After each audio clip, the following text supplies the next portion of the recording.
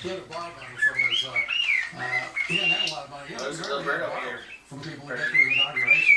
He was probably the wealthiest landowner in America. He put up everything, as general, everything on the line. He would have been hung if he'd lost, you know. This is his wallet, Washington's wallet.